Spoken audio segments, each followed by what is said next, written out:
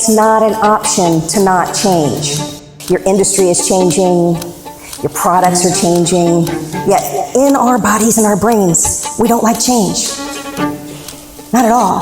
And the folks and the organizations and individuals that adapted the quickest, they're the ones that had the biggest success.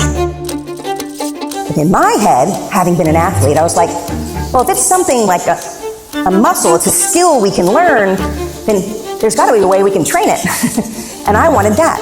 I wanted an elegant, repeatable process, like, let me just have a go-to. So that is what I'm going to share with you today.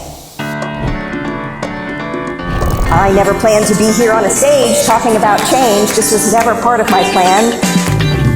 When I was little, I dreamed of being an Olympic gymnast. And I trained hard, and then I made the US team, but then I didn't make the Olympics. Plans changed. And I became an anchor. I win Charleston's favorite news anchor, and on a Friday, I get called into the GM's office, and I get let go due to nationwide budget cuts. Plans changed.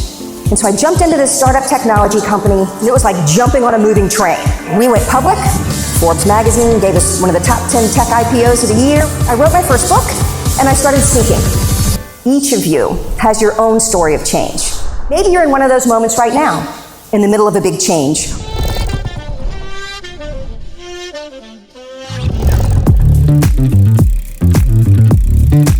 We have to adapt in a positive way to the world around us. And I'll say we just have to adapt in a positive way to the thises.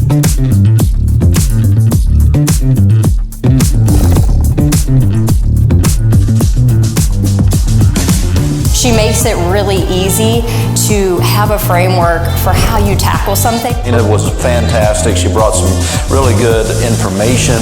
So I started looking at things and thinking, some people are really good at this. What is it that they're doing? First, I look at physics. Is it because everything's in motion? Is that what we should be studying to figure this out? But we're also rewiring our brain every day as we're learning. So wait, maybe it's psychology. Maybe old Marcus Aurelius had it right hundreds of years ago. I realized it is not one of those at all. It is all of those and then some. Always keep pushing forward because we get one story. One. I told her when we were walking out that I feel like I could conquer the world. I could conquer the world. Like, I could do anything I want to do. Not one career, not one title. We get one lifetime. Nina and her whole team, they have been incredible. The way they approached the whole project, they were so very personable and really did the research, I have to say, to find out what this audience is about and really tailored her presentation to meet the needs of the actual audience. And you're more in control of what goes into the story of your life. At this point, all of the wins and the losses and the crappy chapters, they're done. You're done with them. You've done them. All your pages ahead are blank. That's what we focus on. All your pages have blank. And at this point, you have more control over what goes into those pages than anybody else. It blew me away in every way. I'm going to bring ideas back to my family, bring a change back to my workplace. If you get the opportunity to see Nina in person, go see Nina. This is not a dress rehearsal. We get one lifetime, and our life gets better by change, not by chance.